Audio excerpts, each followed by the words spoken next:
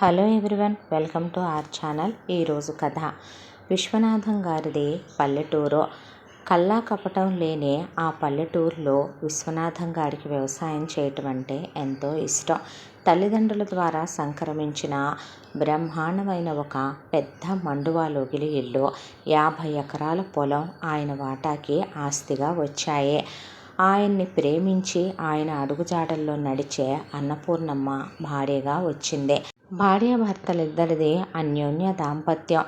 ఇద్దరు ఒకే మాట మీద ఉండే భార్యాభర్తలు వీళ్ళకి అన్నీ ఉన్నాయి. తినటానికి, ఉండటానికి, దేనికి ఏ లోటు లేదు. అంతా దానిలో పెళ్ళైన వెంటనే అన్నపూర్ణకి విశ్వనాథానికి పిల్లలు కలగలేదు. అందరూ నవ్వారు. ఏమంత వయసుందనే. నిండా విశ్వనాథానికి 20 ఏళ్లకే పెళ్ళైపోయా.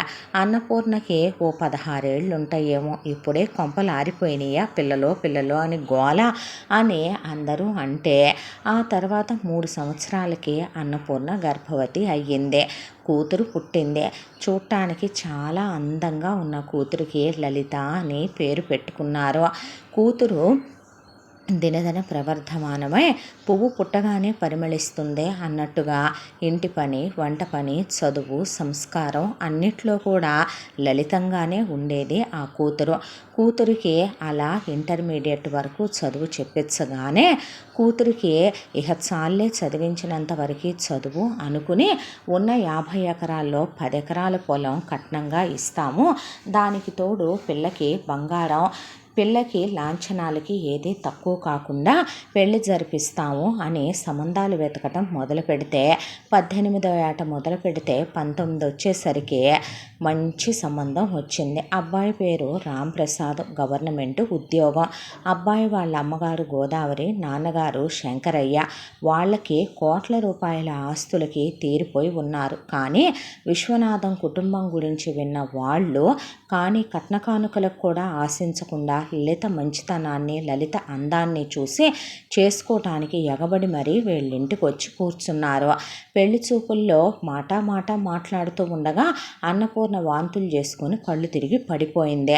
దాంతో పల్లెటూరు అన్న తర్వాత పెళ్లి చూపులకు కూడా జనాలు చాలామంది వచ్చి ఉంటారు కాబట్టి చుట్టుపక్కల జనాలందరూ వచ్చి నాడి పట్టుకొని చూస్తే అన్నపూర్ణమ్మ మళ్ళీ కడుపుతో ఉంది విశ్వనాథం అనేపాటికి ఆయనకి సిగ్గేసిపోయి తల వంపులు అయిపోయేపాటికి అన్నపూర్ణ తల ఎత్తుకోలేక తల దించేసుకుంది. దేనికి వదినా అంత సిగ్గుపడటం? భలే దానివేనే. మన అమ్మలు, మన అత్తలు 60 ఏళ్ల వరకు కూడా వాళ్ళకి మొనోపాజులు వచ్చేంత వరకు కూడా పిల్లల్ని కంటూనే లేరా ఏంటి? మన తరాల దగ్గరికి వచ్చేపాటికి చిన్న చిన్న కుటుంబాలు అయిపోయాయి కాబట్టి మనం పిల్లల్ని కనలేదంతే. మాకు వీడు ఒక్కగానొక్క కొడుకు, తర్వాత పుట్టలేదు. నీకు ఈ కూతురు తర్వాత పుట్టరు అనుకున్నావు, దేవుడు ఇన్నాళ్ళు ఇవ్వలేదు. అదేమంటే పంట అందొచ్చింది, భగవంతుడు ఇస్తానంటున్నాడు, వారసుడు పుడతాడేమో, ఎందుకు కాదనుకోవాలి?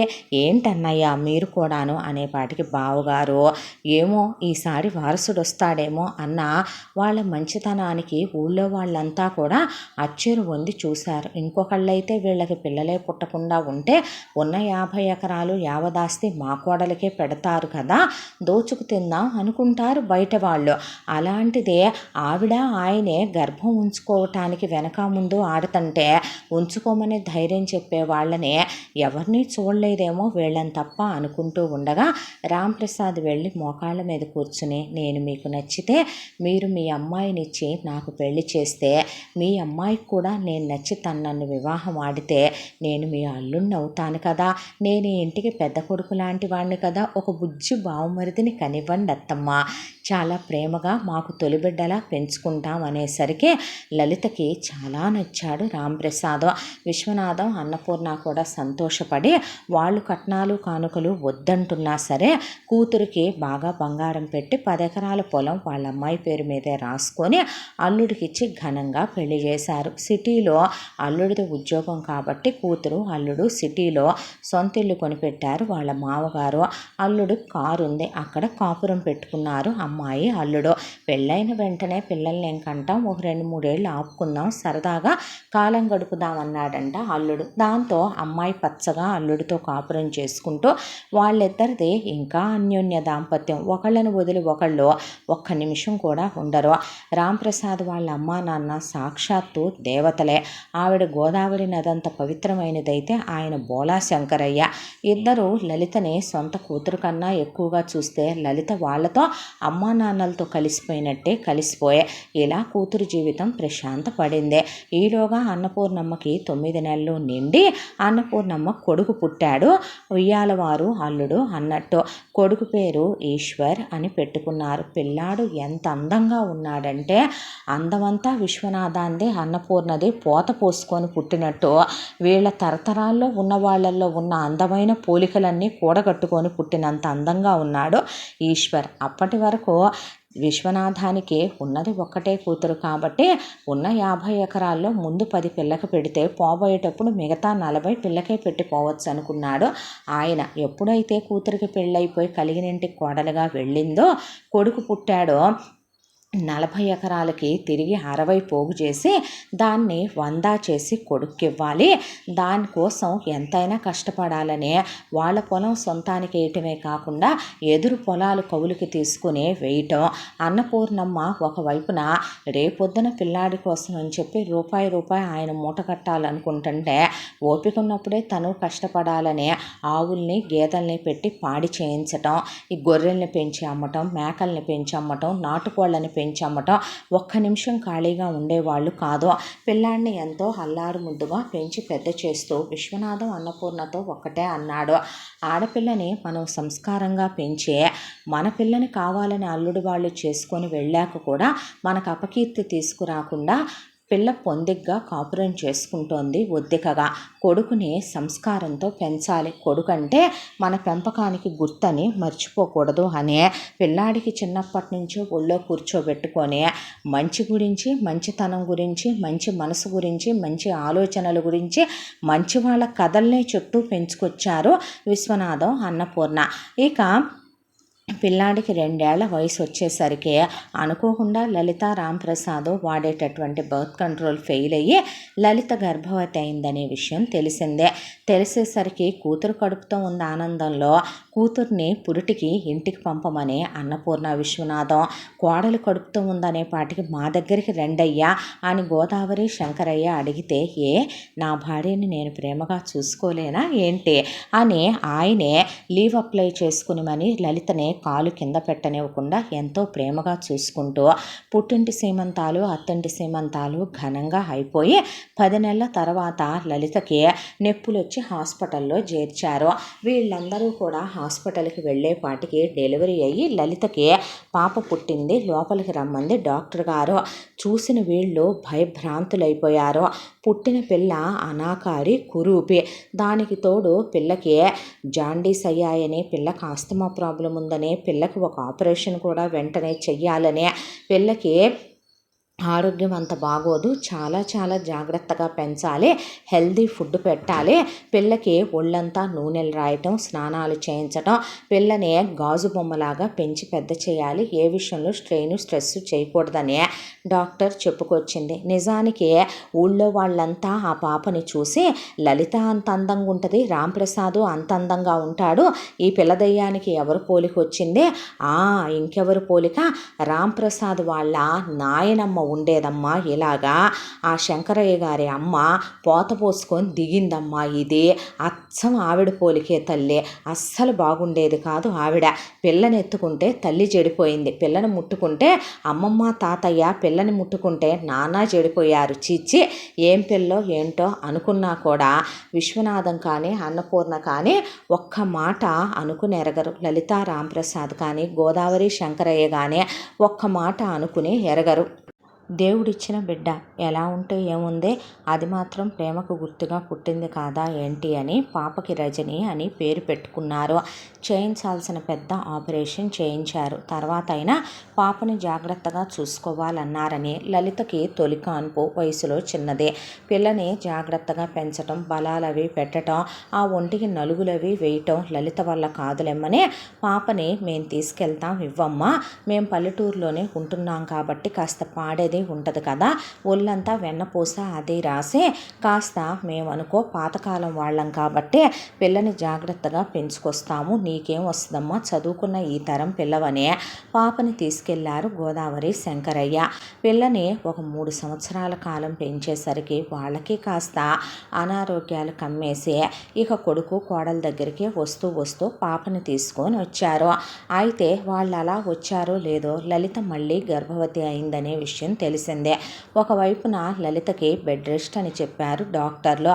దాంతో గోదావరి నేను చూసుకుంటాలే వదిన అమ్మాయిని అంటే పంపించమంటేనేమో అల్లుడు వద్దులే అత్తయ్య నేనే చూసుకుంటాను లలితననే రాంప్రసాద్ పంపనన్నాడు. దాంతో సరే ఇప్పుడు మళ్ళీ పెళ్ళే కడుపుతో ఉంటే ఒకవైపున అత్తగారు కూతుర్నే చూసుకుంటుందా పాపనే చూసుకుంటుందా అనే దాంతో పిల్లని మాకిచ్చేయమ్మ తీసుకెళ్ళి మా దగ్గర పెట్టుకొని మేము పెంచుకుంటాము, పక్కనే ఉన్న టౌన్కి స్కూల్కి పంపిస్తాము, స్కూల్ వ్యాన్ వస్తుంది, ఇంట్లో పాడి అది ఉంది, కాస్త పిల్లకి అంత నెయ్యి వేసి నేతి అరిసెలు సున్నుండలు కాస్త నా చేతి మీదుగా వెన్నపూస రాసి స్నానం చేయించి నలుగులవి పెట్టి పెంచుకుంటాను, రేపొద్దున దాన్ని ఎవరు చేసుకుంటారో ఏంటో అని ఊళ్ళో వాళ్ళందరూ వీళ్ళ ముఖం మీదే అని వెళ్ళారు.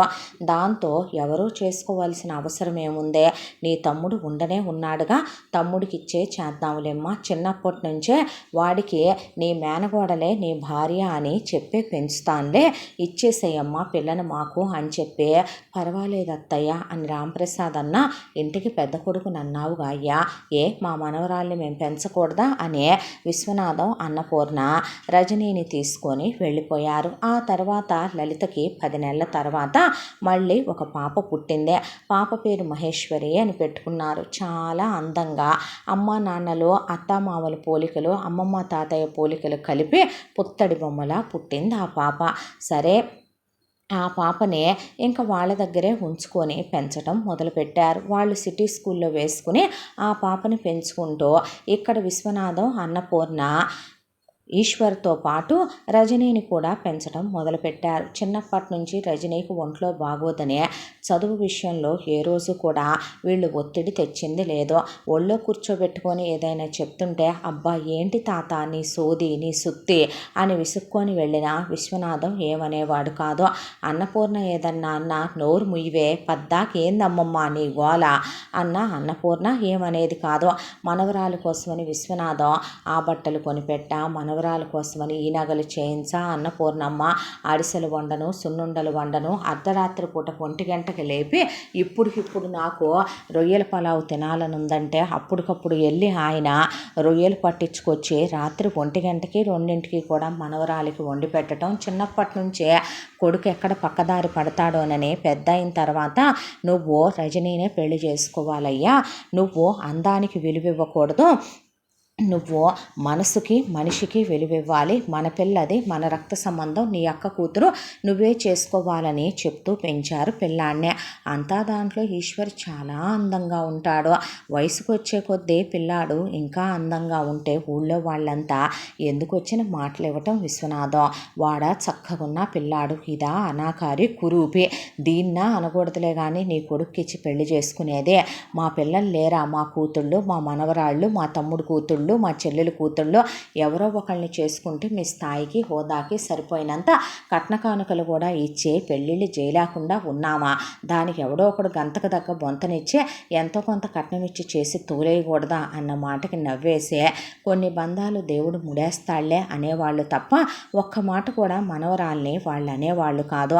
అంతా దాంట్లో మేనమావని రజని ఈశ్వర్ అని పేరు పెట్టి పిలిస్తే నా కొడుకు నీకన్నా పెద్దోడే అంటే అయితే ఏంటంట ఎవడికి గొప్ప నేనంతే పిలుస్తా అని ఈశ్వర్ అని పిలిచేది. మహేశ్వరి మాత్రం వయసులో 6 ఏళ్ళు చిన్నది కాబట్టి సిటీ నుంచి అప్పుడప్పుడు సెలవులకు వచ్చేదే.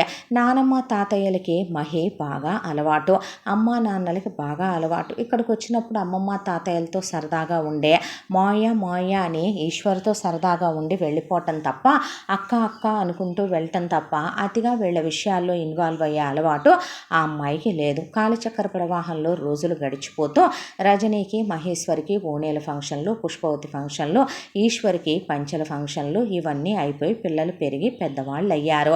ఈశ్వర్ చాలా బాగా చదువుతాడు. అంతా దాంట్లో కూడా 10th ఇంటర్ అయిపోయాక డిగ్రీ పీజీ వరకు వాళ్ళ పక్కనే ఉన్న టౌన్కే పంపించి చదివించాడు విశ్వనాథం.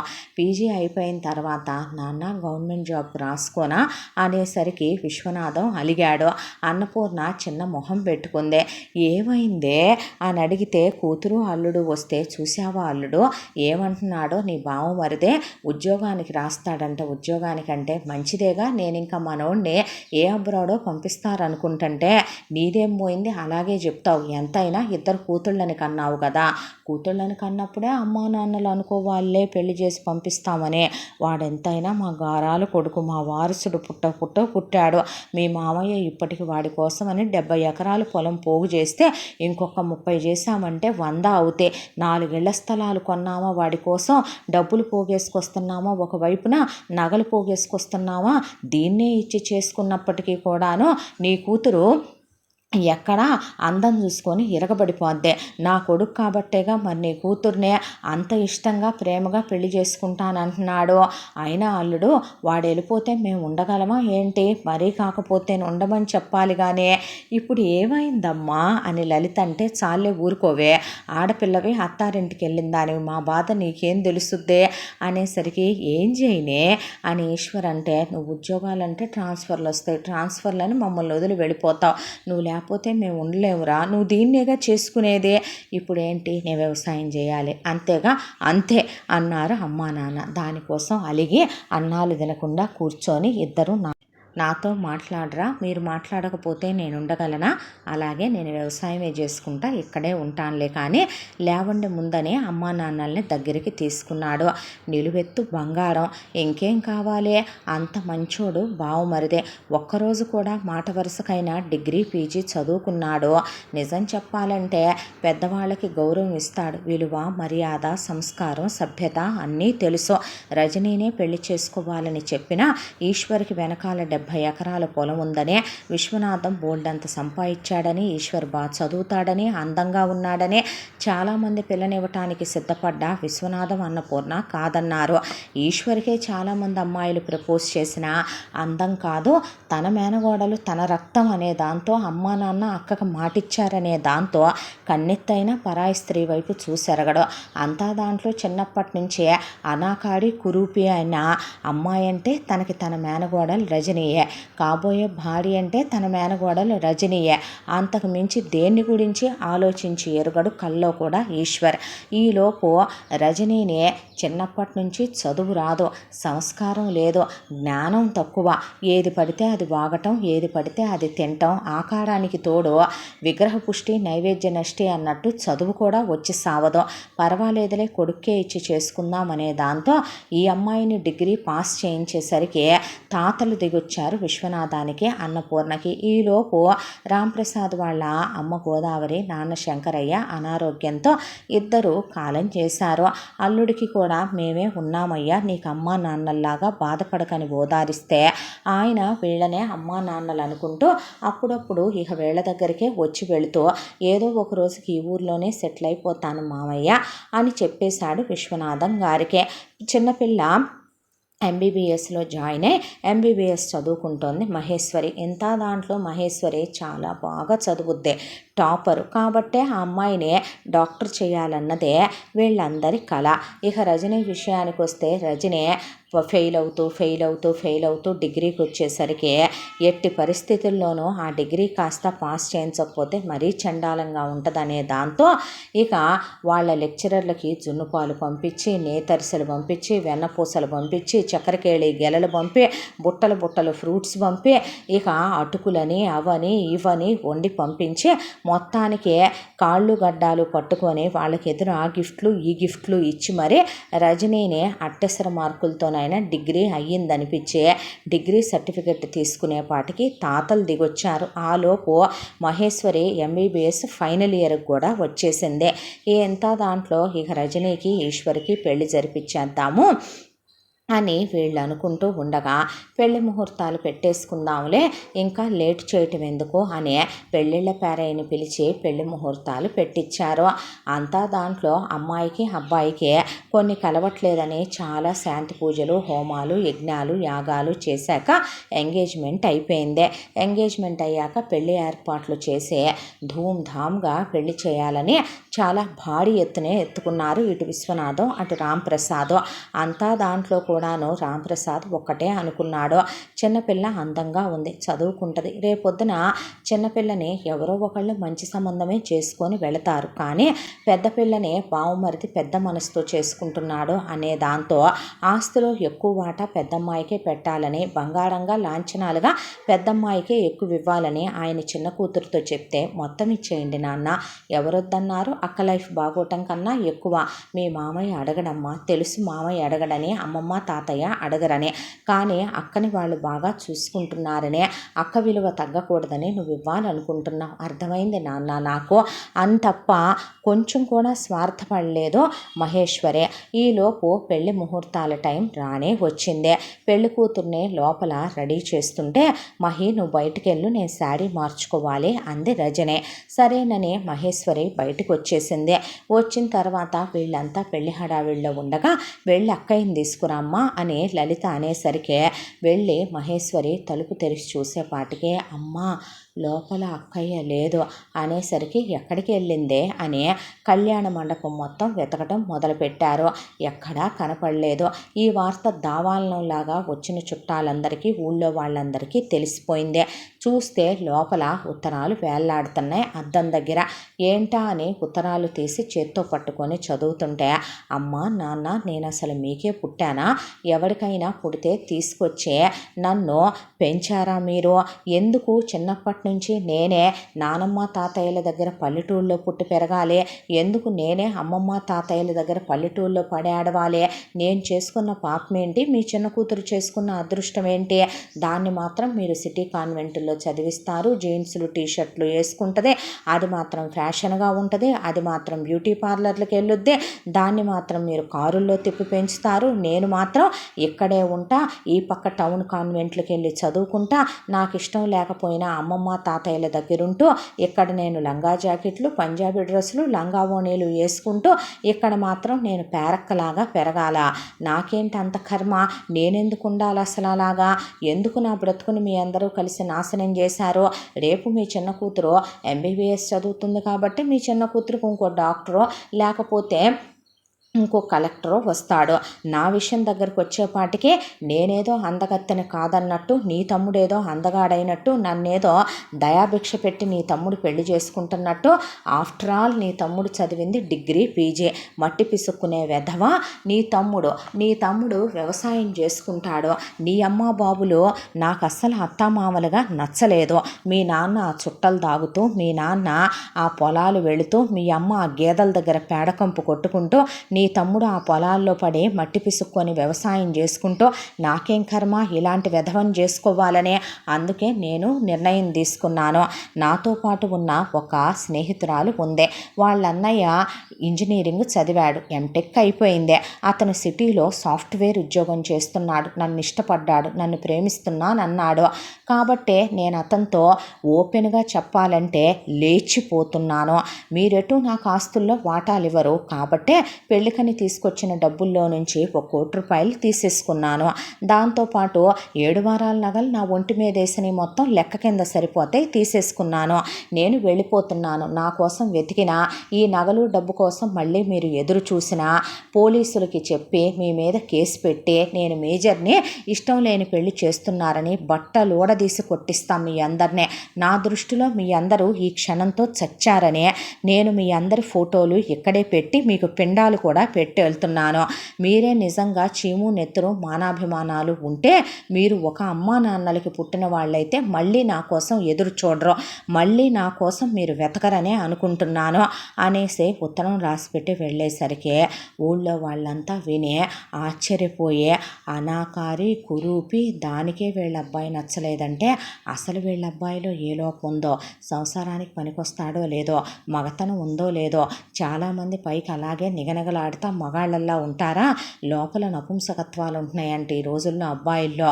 మరి అది వీడు ఒకే దగ్గర పెరిగారు కదా, మరి దానికేం లోపాలు కనపడ్డాయో వీళ్ళు అని అసలే వీళ్ళది పల్లెటూరు కాబట్టి రకరకాల మాటలు అప్పటికే మొదలైపోయినాయి. ఒకవైపుని చిన్నప్పటి నుంచే మనవరాలు అందంగా లేకపోయినా గుండెల మీద పెట్టుకొని పెంచితే అదే గుండెల మీద తన్ని వెళ్ళిపోయిందని విశ్వనాథం అన్నపూర్ణ కూర్చుండిపోతే మేనకోడల్ని తప్ప మరొక ఆడదాని వైపు కన్నెత్తి కూడా చూసి ఎరుగడు ఈశ్వరు.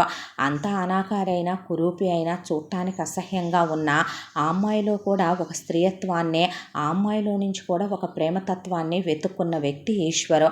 అలాంటిది ఇలా చేసి వెళ్ళిపోయిందనే దిగుల్లో ఉంటే రాంప్రసాద్ లలిత కూతురు రాసిన ఉత్తరానికి, రాంప్రసాద్ లలిత కూతురు మాట్లాడిన మాటలకే మనమే కదా ఆ పాపాన్ని మోసి మరీ కని భూమి మీదకి తీసుకొచ్చి మనమే కదో నిజం చెప్పాలంటే అత్తయ్య మామయ్యల దగ్గర పెట్టి వాడి జీవితాన్నే మన కూతురు కోసమని బలిగా ఇమ్మన్నా దేవుడు చాలా గొప్పోడ్లే లలిత. కాబట్టే వాడికి అది కరెక్ట్ కాదనే వీడి జీవితంలో నుంచి దానికే పోయే బుద్ధి పుట్టించి, దానికే దరిద్రపు గుణాలు పుట్టించి అలా చేశాడని పంతులు గారు ఈరోజు నా పెద్ద కూతురు వీళ్ళ మనవరాలు చచ్చిపోయిందండి, ముందు దినమంత్రాలు చదవండి అని ఫోటో తీసుకొచ్చి పెట్టి అలా కూర్చున్నాడు. షర్టు తీసేసి రాంప్రసాద్ ఉత్తరీయం కప్పుకొని, లలిత కూడా పక్కనే కూర్చొని మా పెద్ద కూతురు చచ్చిపోయింది పిండాలు పెడుతున్నాం అనే పాటికి విశ్వనాథం అన్నపూర్ణ ఈశ్వర్ ఏంటి బాబా ఇదే, ఏంటి అల్లుడు ఇదంటే మీలో ఎవరొక్క మాట మాట్లాడినా నేను చచ్చినంత ఒట్టేనని ఆయన పిండాలు వదిలేసి నా పెద్ద కూతురు చచ్చింది, ఇక నాకుంది ఒకే ఒక్క కూతురు మహేశ్వరి మాత్రమే, మామయ్య మీరేమీ బాధపడద్దు, ఈ ఇంటికి పెద్ద కొడుకునని నేను ఆ రోజున మీతో అన్న మాట వమ్ము కాదు, ఊళ్ళో వాళ్ళందరి నోళ్ళ లేకపోతే తాటి మట్టలా మీవే, ఏం మాటలు మాట్లాడుతున్నారు, మీకేదో తెలిసినట్టు నా బావమరిది గురించే, పెద్దది వెళ్ళిపోయింది కాదు చచ్చిపోయింది కాబట్టి నా చిన్న కూతురునిచ్చి పెళ్లి చేస్తాను మామయ్య ఈశ్వర్కే అనేసరికి బావ నీకేమైనా పిచ్చి పట్టిందా, అదెక్కడా నేనెక్కడా, అది డాక్టర్ చదువుకుంటుంటే నువ్వేం మాట్లాడబాకరా, ఏమ్మా మావేని చేసుకోవటం నీకన్నా ఇష్టమేనా, లేకపోతే నువ్వు కూడా ఎవరితో అన్న ప్రేమాయణాలు సాగిచ్చే నువ్వు కూడా మా పరువేమైనా తీద్దామనుకుంటున్నావా, వాడిని కన్నా తక్కువ చదువుకున్నాడని నీకు కూడా మీ అమ్మమ్మ తాతయ్యలు నచ్చకపోవటం, నీకు కూడా మీ మావయ్య నచ్చకపోవటం అలాంటివి ఏమన్నా ఉంటే ఇప్పుడే చెప్పు మహాతల్లి అనేపాటికి పెద్దవాళ్ళు ఏ తప్పులు చేసినా చివరికి ఆ తప్పుల భారం మొయ్యాల్సింది వెనకాలన్న చిన్నవాళ్ళేమో అనుకుని, లేదు నాన్నగారు నేనెవరిని ఇష్టపడలేదు, నా మనసులో ఎవరూ లేరు, నాకు అమ్మమ్మ తాతయ్య అంటే ఎప్పుడూ గౌరవం ఇష్టం ప్రేమ ఉన్నాయి, ఆ విషయం మీకు తెలుసు, మామయ్యని నేను ఇష్టపూర్వకంగానే పెళ్లి చేసుకోవటానికి అంగీకరిస్తున్నాను అని మహేశ్వరి అనగానే ఈశ్వరికి మహేశ్వరికి అదే మండపంలో పెళ్లి జరిపించేశారు పెద్దలంతా కలిసే. ఆ తర్వాత ఆ అమ్మాయికి ఈశ్వరికి ఫస్ట్ నైట్ ఏర్పాట్లు చేస్తే రెడీ చేస్తున్నంతసేపు మహేశ్వరి ఒకటే ఆలోచిస్తోంది, చిన్నప్పటి నుంచి మామయ్య అంటే ఒక మేనమావగా ఇష్టం గౌరవం, అక్కకి భర్తగా చూసిందే తప్ప తన భర్తగా తను ఏ రోజు అనుకోలేదు. ఇక ఇప్పుడు మామయ్యని పెళ్లి చేసుకొని మామయ్యకి భార్య అయిపోయింది తను, అమ్మా నాన్న MBBS కూడా కంప్లీట్ చేయక్కర్లేదు వదిలేయమన్నారు, అమ్మా నాన్నలంటే తనకి చాలా ఇష్టం, అమ్మమ్మ తాతయ్య గురించి నానమ్మ తాతయ్య ఎప్పుడూ చెప్పేవాళ్ళు వాళ్ళు చాలా గొప్పవాళ్ళని, మామయ్య ఎంత మంచోడు కాకపోతే అసహ్యంగా ఉండే అక్కని పెళ్లి చేసుకోవటానికి సిద్ధపడ్డాడని తనే చాలాసార్లు అనుకుందే, ఈరోజు దానికి పిదపకాలం పిదప బుద్ధులు పుట్టి మామయ్య లాంటి దేవుణ్ణి కాలదన్నుకొని వెళ్ళిపోయిందే, బహుశా నా జీవితానికి మామయ్యతోనే ఆ భగవంతుడు ముడేయాలని నిర్ణయిస్తే ఇదే నా తలరాత అయితే ఇప్పుడు మామయ్య నా భర్త, కాకపోతే అంతకుముందు ఎవరిని పెళ్లి చేసుకున్నా అన్నీ తెలుసుకొని వాళ్ళని పెళ్లి చేసుకోవాలనుకుందే, ఇప్పుడు వీళ్ళు సడన్గా మొదటి రాత్రి అంటున్నారు, మామయ్య గురించి నిజం చెప్పాలంటే పర్సనల్గా తనకేమీ తెలియదు, ఇప్పుడు అవన్నీ తెలుసుకున్న తర్వాత మనం కలుద్దాం మామయ్య అంటే ఆ విషయం తెలిసిందంటే మామయ్య తనకన్నా తక్కువ చదువుకున్నాడనే దాంతోనో మనసులో ఇంకెవరినో పెట్టుకునో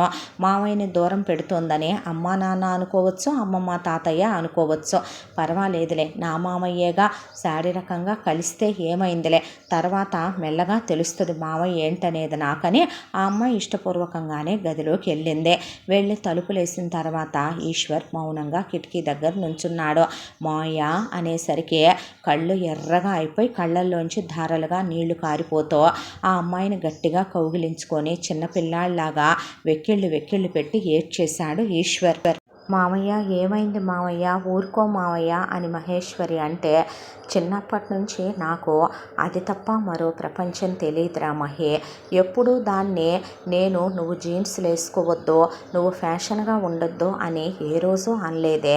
దాన్ని ఎప్పుడూ గొప్ప గొప్ప చదువులు చదువుకోవద్దని ఏ రోజు అనలేదురా. దాన్ని ఎప్పుడూ కూడా నువ్వు అలా ఉన్నావు ఇలా ఉన్నావు అనలేదు. నేను గొప్పోడిని కాదని వదిలేసి వెళ్ళిందా, నాకు ఉద్యోగం లేదని వదిలేసి వెళ్ళిందా, నేను దానికి నచ్చలేదని వదిలేసి వెళ్ళిందా అనేపాటికి మహేశ్వరికి చాలా జాలేసింది.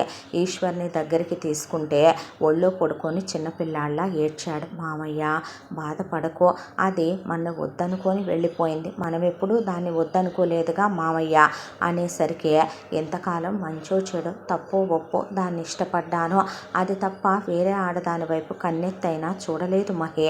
ఈరోజు ఇలా వీళ్ళు పెళ్లి చేస్తే మనది పెళ్లి కాదనో, నేను నిన్ను ముట్టుకోననో, నీకు ద్రోహం చేస్తాననో, దాన్నే తలుచుకుంటూ బ్రతికేస్తాననో చెప్పను. కానీ కాస్త సమయం కావాలిరా. ముందు మనిద్దరం ఒకళ్ళకి ఒకళ్ళు, మనం మేనమామ మేనగోళ్ళు అనేది తీసి పక్కన పెడితే ఒక అమ్మాయి ఒక అబ్బాయిగా ఒకళ్ళనొకళ్ళం అర్థం చేసుకోవాలి కదే అన్న తర్వాత నేను అదే అనుకున్నాను మామయ్య. చెప్తే తప్పుగా ఉంటుందని చెప్పలేదన్నాక ఈశ్వరే ఆ క్షణం ఆ అమ్మాయిని ముట్టుకొని క్లోజ్ అవటానికి సిద్ధంగా లేక, ఆ విషయం గురించి సంస్కారం ఉంది కాబట్టి ఈశ్వర్ మహి ఇద్దరు వాళ్ళమ్మా నాన్నలకి వీళ్ళమ్మా నాన్నలకి చెప్పలేదు. ఆ తర్వాత నుంచి ఈశ్వర్ పొలానికి వెళ్ళి రావటం మొదలుపెట్టాడు. మహేశ్వరి ఇంట్లోనే తిరుగుతూ తాతయ్య డల్గా ఉండటం, అమ్మమ్మ డల్గా ఉండటం చూసి, ఎందుకే అమ్మమ్మ అలా ఉంటున్నావు అంటే, ఏం లేదమ్మా అంటే, నాకు తెలుసు ఎంతైనా నీకు అక్క అంటే ఇష్టం, చిన్నప్పటి నుంచే పెంచావు కదూ, కానీ నువ్వన్నా నాకు చాలా ఇష్టమే. నానమ్మ తాతయ్యల దగ్గర పెరిగినా వాళ్ళెప్పుడు మీ ఇద్దరు చాలా మంచివాళ్ళనే చెప్పేవాళ్ళమ్మమ్మ.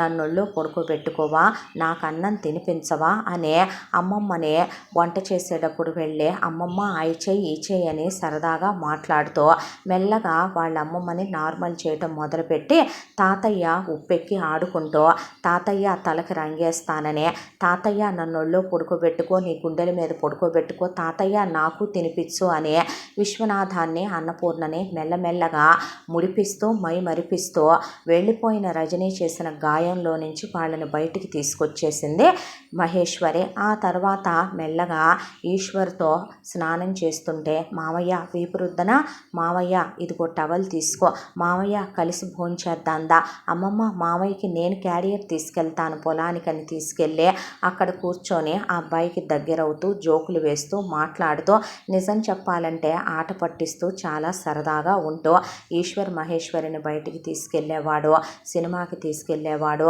ఎందుకే మీ అక్క ఏదో లంగా ఓణీలు వేసుకుంటే ఎవరో ఏదో దాన్ని చీరలు కట్టుకోమన్నట్టు నిన్ను కూడా ఎవరో ఏదో అంటారేమో ఈ పల్లెటూరులో అని నీకు డ్రెస్సులు వేసుకోవటం అలవాటు కదా, ఎందుకు ఇలా పేరక్కలాగా ఆ నూనె తల ఏంటి, ఆ తల్లో ఆ పూలేంటి, ఆ చీరలు కట్టుకోవటం ఏంటి, ఆ నగలు వేసుకోవటం ఏంటి, నువ్వు నీలాగే ఉండు పిచ్చి వేషాలు వేయకో అని ఈశ్వరు అన్నీ కొనిపెట్టి తీసుకొచ్చాడు.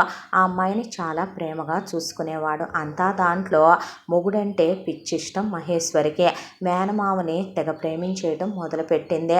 ఈశ్వర్ మంచితనం, ఈశ్వర్ ఓర్పు, ఏది చెప్పినా ప్రశాంతంగా వినే ఈశ్వర్ నేచర్ ఆ అమ్మాయిని కట్టి పడేసిందే. ప్రేమను పెంచే అమ్మమ్మ తాతయ్య ఎంతో అభిమానంగా చూసుకునే ఈశ్వర్. దాంతో కూతురు ప్రశాంతంగా ఉందని కుదుటపడ్డారు లలిత రాంప్రసాద్. ఒక రోజున ఈశ్వర్ పొలంలో పనిచేసుకుంటుంటే మొగుడు ముద్దొచ్చి మొగుడిని బుగ్గ మీద ముద్దు పెట్టి పారిపోయింది మహేశ్వరి. ఆ తర్వాత పొలం గట్టు మీద కూర్చున్న ఈశ్వర్, నిజమే కదా, జరిగిపోయిన గతంలోనే తను ఉండిపోవటం తప్పు, మంచో చెడో తన మేనకోడలు తన భార్య అనుకున్నాడు, ఆమె తనని అక్కర్లేదు అనుకుందే, అందరి గుండెలకి గాయం చేసి వెళ్ళిపోయిందే. ఇప్పుడు మహేశ్వరి నవ్వుల జల్లు కురిపిస్తూ తన జీవితంలోకి వచ్చిందే. తనే జీవితం అనుకుంటోందే, తనే ప్రాణం అనుకుంటోంది, తన కోసమే బ్రతుకుతోందే. అమ్మా నాన్నల్ని మామూలు మనుషుల్ని చేసిందే, వాళ్ళని దిగుల్లో నుంచి బయటికి తీసుకొచ్చిందే. అక్క బావకి తను సంతోషంగా ఉందనే విషయం చూపించే వాళ్ళని ఊరట పొందేలా చేసిందే. ఇప్పుడు తనని నార్మల్ చేస్తూ కబుర్లు చెప్తూ ఆట పట్టిస్తూ అల్లడి చేస్తూ తన మామూలు మనిషిని చేసిందే. ఎందుకు తన మేనగోడల్ని తను దూరంగా ఉంచాలి? ఇప్పుడు ఆ అమ్మాయి తన భార్య. ఏం తక్కువ? అందం లేదా? చదువు లేదా? అన్నిటికన్నా మంచి గుణం లేదా? తన భర్తగా చచ్చేంత ప్రేమిస్తోంది. అలాంటి పిల్లని ఎందుకు దూరం పెట్టాలి అనుకునే ఆ రోజు రాత్రే పువ్వులు తీసుకొని వెళ్ళి భార్యతో క్లోజ్ అయ్యాడు. మేనమామ భర్త అంటే ఉన్న ఇష్టంతో ఆ అమ్మాయి కాదనలేదు. ఇద్దరు చదువుకున్న వాళ్ళు కాబట్టి వెంటనే పిల్లల్ని కనకూడదని ఈశ్వరే బర్త్ కంట్రోల్ వాడటం మొదలుపెట్టాడు. మహేశ్వరి ఒక రోజున కబోర్డ్లన్నీ దులుపుతూ పుస్తకాలన్నీ కట్టగట్టి పైన పెడుతుంటే, ఏంటి ఇవి అంటే, ఏం లేదు మోయ, నా ఎంబీబీఎస్ బుక్స్, ఇంక వీటితో అవసరమేముంది అంటే, అవసరమేముందా అన్నట్టు ఈ హడావిడిలో పడి మర్చిపోయాను, నువ్వు ఫైనల్ ఇయర్ కంప్లీట్ చేయలేదు కదవే అంటే, అబ్బా ఇప్పుడేం చదువు, అదేంటే కంప్లీట్ చేయి అంటే చెయ్యాలా అందే. చెయ్యకి ఏం చేస్తావే, చక్కగా చదువుకుంటే పాస్ అయిపోతావే, ఇప్పుడు చదువు మైండ్కి ఎక్కదు మావయ్య. ఏమెక్కుద్ది, మొగుడి ధ్యాస పట్టేసింది కదా, అదే ఇదే అంటే, అది కాదు మావయ్య ఇంకా ఆపమంటున్నానా అని పక్కనే ఉన్న టౌన్ కాలేజీకి తీసుకెళ్ళి ఫైనల్ ఇయర్లో జాయిన్ చేసి పొద్దున్నే తనే డ్రాప్ చేసి బండి మీద ఈవినింగ్ పిక్ చేసుకునేవాడు. అంతా దాంట్లో అమ్మాయికి చచ్చేంత ఇష్టం ఈశ్వర్ అంటే. అందరికీ మా ఆయనని, మా మావయ్యని, మా మావయ్య నా భర్తగా దొరకటం నా అదృష్టం అని, నన్ను చాలా ప్రేమగా చూసుకుంటాడని ఆ అబ్బాయిని గట్టిగా కౌగిలించుకొని డబుల్స్ కూర్చొని మరీ వెళ్ళొచ్చేది బండి మీద. అలా ఫైనల్ ఇయర్ కంప్లీట్ అయిపోయింది మహేశ్వరిదే. ఆ తర్వాత ఎండీ చేయించాలనుకుంటే ఎండీకి రాను 3 గంటలు పోను 3 గంటలు సిటీ వీళ్ళ ఊరు నుంచి. హాస్టల్లో జాయిన్ చేస్తా పదమంటే, ఏంటి అంది మహేశ్వరి. హాస్టల్ అంటే అని అమ్మ అంటే హాస్టల్కా? పెళ్ళైన తర్వాత ఏ అమ్మాయినా హాస్టల్కి వెళ్ళొద్దా? పెళ్ళికి హాస్టల్కి సంబంధం ఏంటే అంటే, ఇప్పుడేంటి నీకు నచ్చినవి వండించుకురావాలి, వారానికి ఒకసారి అమ్మ చేత అన్నీ వండించుకొని తీసుకొస్తానే. ఆహా, వంటేమో ముసలిది చేసుద్ది, ఫీజేమో ముసలోడు కడతాడు, మరి కాపురం ఎవరు చేస్తారు నాతో? ఏం మాటలే కోతి అవి అంటే, అవును పెళ్ళైన తర్వాత నువ్వు రోజు నా ఒంటి మీద చెయ్యైపోతే నేను ఊరుకోనబ్బాయి అనేపాటికి సిగ్గు లేదే, మన ఇంట్లో ఎవ్వరూ నీలా లేరు అసలు. ఎందుకు లేరు మావయ్య? తాతయ్య ఇప్పటికీ రోజు అమ్మమ్మ తల్లో పూలు పెడతాడో లేదో అడుగు అనేసరికి అన్నపూర్ణ విశ్వనాథం సిగ్గుపడిపోతే, మా నాన్న ఇప్పటికీ కళ్ళతో సైగ చేసి అమ్మ లోపలికి రమ్మని ఇద్దరు ఇప్పటికీ క్లోజ్గా ఉంటారనేసరికి ఆయన ఆవిడ సిగ్గుపడిపోయారు. సిగ్గు లేదే నీకు అంటే, దేనికయ్యా సిగ్గు? నా మొగుడితో నేను క్లోజ్గా ఉండాలనుకుంటే తప్ప ఏంటి? నేను వెళ్ళనని చెప్పానా లేదా? పిల్లల్ని ఆపావు, పిల్లల్ని కందాం అనుకున్నాను నేను, చదువుకోమన్నావు, ఇక్కడే హాస్పిటల్ పెట్టిస్తానన్నావు, హాస్పిటల్ అయిన తర్వాతే పిల్లలు అన్నావు. పోన్లే అప్పటిదాకా చెయ్యేవేమో అనుకుంటే కాపురం చేసి పెడుతున్నావులే పిల్లాడు అనుకుంటే, ఇవన్నీ ఏంటి? ఏం మాటలేవే? ఆహా, ఇప్పుడు ఇలాగే అంటావు? రాత్రి డోర్ వేయంగానే గడప దాటి లోపలికి రాగానే అసలు నన్ను ఒక్క నిమిషం కూడా వదిలిపెట్టవు రాత్రంతా. ఈ మాటలన్నీ పగలే ఉంటాయిలే మావయ్య నీ దగ్గర అనేపాటికి నోరు మూసి నీకు దండమే, అలాగే వెళుదుగానిలే అని కారు కొని 3 గంటలైన జర్నీలో ఆ అబ్బాయిని ఆట పట్టిస్తూ ముద్దులు పెట్టుకుంటూ హక్ చేసుకుంటూ ఒళ్ళో పడుకుంటూ అవి ఇవి తింటూ పొద్దున 3 గంటలు సాయంత్రం 3 గంటలు డ్రాప్ చేయటం పిక్ చేసుకోవటం, మళ్ళీ ఇదే డ్యూటీ అయిపోయింది. ఎండీ 2 సంవత్సరాలు ఈశ్వరికే. ఎట్టకేలకి మహేశ్వరి ఎండీ కంప్లీట్ అయ్యాక గైనిక్ చేసిందే. గైనిక్ చేస్తే ఆ అమ్మాయికి ఏమీ కోట్లు లక్షలు వెనకేయాల్సిన అవసరం లేదు కాబట్టి ఇంత దాంట్లో విశ్వనాథం 100 ఎకరాల టార్గెట్ పూర్తి చేసేసాడు. మహేశ్వరి ఆ తర్వాత వీళ్ళ పల్లెటూరులోనే వీళ్ళే ఒక హాస్పిటల్ కట్టిస్తే అక్కడ ప్రాక్టీస్ కూడా మొదలు పెట్టేసిందే. సాదాసీదా ఫీజులతో బాగా చూస్తుందనే పేరు కూడా వచ్చిందే. ఆ తర్వాత మహేశ్వరి ప్రెగ్నెంట్ అయ్యి ట్విన్స్ 2 మగపిల్లలు పుట్టారు. పుట్టిన తర్వాత విశ్వనాథం ఒకళ్ళకి 100 అంటే ఇద్దరికి 200 గదో. నాన్న ఏంటిది, వాళ్ళు కూడా ఇక్కడే ఉండి వ్యవసాయం చేస్తారా? అబ్బే లేదురా, ఒకళ్ళని లండను ఒకళ్ళని జపాను పంపిద్దాం అంటే, ఏంటి నాన్న వాళ్ళకి వ్యవసాయమేనా? మరి ఎక్కడికి వెళ్తారా? నలుగురికి అన్నం పెట్టే రైతన్న పని అంటే చిన్న పని అనుకుంటున్నావా ఏంటి? పర్లేదులే తాతయ్య, వాళ్ళు ఇక్కడే ఉంటారులే అనేసింది మహేశ్వరి.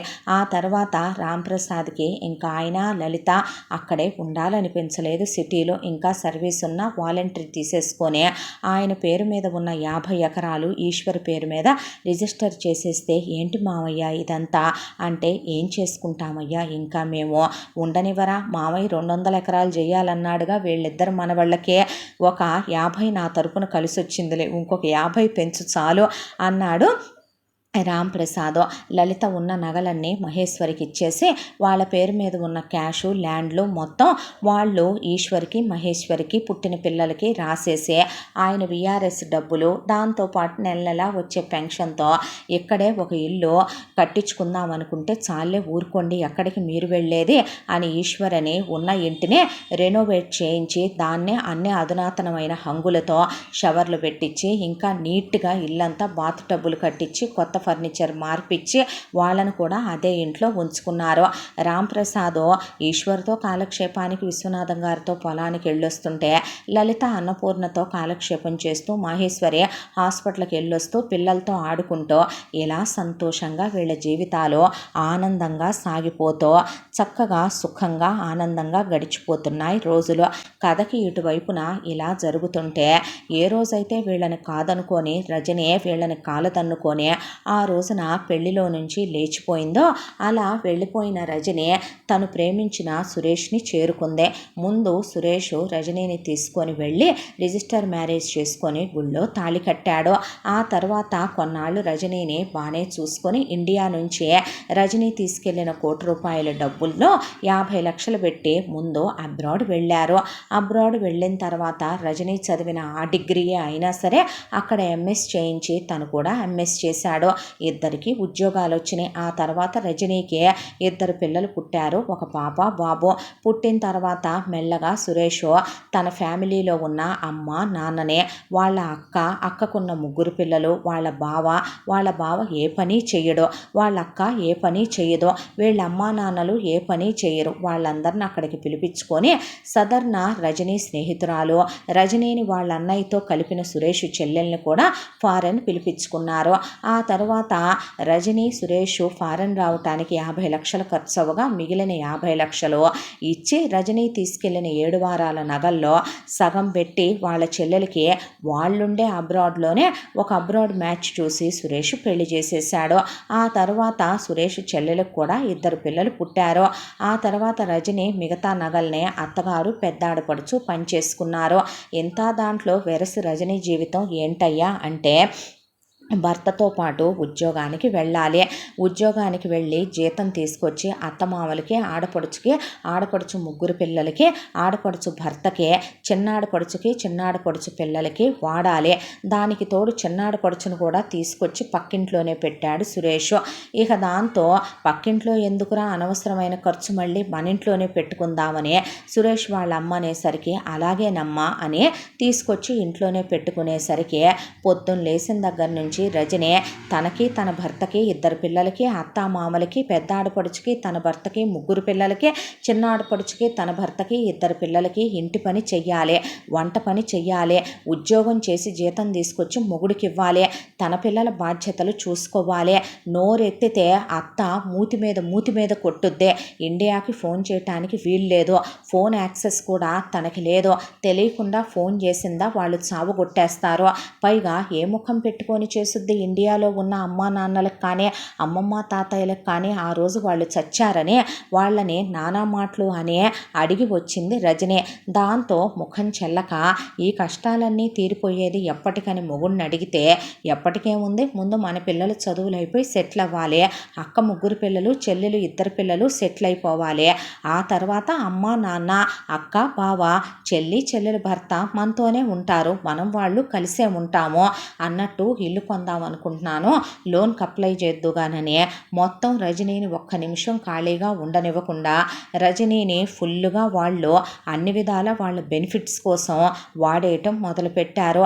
ఎప్పుడన్నా విసిగేసిపోయి ప్రాణం ఎదురు తిరిగిపోతే రజని సురేష్ బెల్ట్ తీసుకొని బెల్ట్ తెగిందాకా కాళ్ళు పట్టుకుంటాను, దండం పెడతాను, కొట్టబాకు అన్నదాకా కొట్టి పాస్పోర్ట్లు అవి సీజ్ చేసేసి ఎవరికి చెప్పుకోవటానికి కూడా లేదు. పోనీ చదువుకున్నాను, ఉద్యోగానికి వెళుతున్నానని చెప్పుకుంటే పిల్లలు తన ముందర కాళ్ళకి బంధమైపోయారు, తాళి ఉడితాడైపోయిందే. తనే తన వాళ్ళందరినీ కాదనుకొని వచ్చినందుకు తన జీవితానికి తనే శాశ్వతంగా నరకమనే జైలు శిక్షని, జీవిత ఖైదుని విధించుకున్నట్టు అయిపోయిందే. అనాకాడిగా ఉన్న తనని మావయ్య ఎప్పుడూ కురువు పనెరగడు. మొగుడు రోజు అబ్బో నానా మాటలు అంటాడు. నిన్ను చూస్తే భయం వేస్తోందని, కళ్ళు మూసుకొని కాపురం చేస్తున్నానని, వాంతులు వస్తున్నాయని, అసలు ఎలా తల్లో నీలాంటి ఆడవాళ్ళతో కాపురం చేయగలుగుతారు, ఆ రోజు డబ్బుల కోసమని మౌనంగా ఊరుకున్నానని, ప్రేమని నటించలేక నీతో చచ్చిపోయానని, ఇంకా నయ్యం నీ పోలికల్లో పిల్లలు పుట్టలేదని అత్త ఎదురొస్తే ఊరుకోదు, ఆడపడుచులు పొద్దున్నే నీ దరిద్రపు మొహం చూపించావా అంటారు. ఇంట్లో వాళ్ళందరూ అసహించుకుంటారు, ప్రతి దాన్ని తప్పే పడతారు. కూరలో ఉప్పు ఎక్కువైనా కొడతారు, ఉప్పు తక్కువైనా కొడతారు, కూర్చున్నా కొడతారు, టీవీ చూసినా కొడతారు. పిల్లలు తనకు విలువివ్వరు. ఏంటో జీవితం అర్థం కానే నరకంలో గడుపుతోంది రజని. అంతా దాంట్లో అందమైన కుటుంబాలు నిర్మించుకోవటం మన చేతుల్లోనే ఉంటుంది. జీవితంలో ఒక్కొక్కసారి మన తల్లిదండ్రులు మన విషయంలో చేసేవే మంచే అవుతాయి అన్నట్టుగా మహేశ్వరి తన ఎంబీబీఎస్ను కూడా ఆపుకొని ఈశ్వర్ని పెళ్లి చేసుకుందే. ఈశ్వర్ని మార్చుకుందే. దేవుళ్ళలాంటి భర్త, కాలు కింద పెట్టకుండా చూసుకునే అమ్మమ్మ తాతయ్యలే అత్తామామలుగా వచ్చారు. ప్రాణం పంచే అమ్మా నాన్నలు. ఆస్తిపాస్తులకి లోటు లేదు, విలువిస్తారు, గౌరవం ఇస్తారు. తన్ని సొసైటీలో ఒక విలువ ఉండాలని చేయూతనిచ్చి సపోర్ట్ చేసే ఈశ్వర్ తనని డాక్టర్ని చేశాడు. తన పిల్లలు చక్కగా, పొందికగా, పద్ధతిగా, వైనంగా పెరుగుతున్నారు. అందరి పెంపకంలో ఎంతకన్నా ఒక ఆడపిల్ల జీవితంలో ఏం కావాలి అన్నట్టు మహేశ్వరి జీవితం ఆనందంగా సాగిపోతోంది. దేవుడు లాంటి మేనమామని, పుట్టింటిని కాదనుకొని వెళ్ళిన రజనీకే దేవుడు అలాంటి రాత రాస్తే అందరికీ విలువిచ్చి నిలబడ్డ మహేశ్వరి జీవితం ఆనందంగా సాగిపోతూ ఈ కథ ఇలా పూర్తయింది. ఇంతటితో ఈ కథ పూర్తి. మళ్ళీ మరొక మంచి కథతో కలుసుకుందాం. తప్పకుండా మన ఛానల్ని లైక్ చేయండి, షేర్ చేయండి, సబ్స్క్రైబ్ చేయండి, బెల్ ఐకాన్ క్లిక్ చేసి ఆల్ అనే బటన్ని ప్రెస్ చేయడం మర్చిపోకండి. ఇంత మంచి కథను మనకు అందించిన కథా రచయిత్రి సాయి లలిత గారు. మరో మంచి కథతో కలుసుకుందాం. Thank you so much.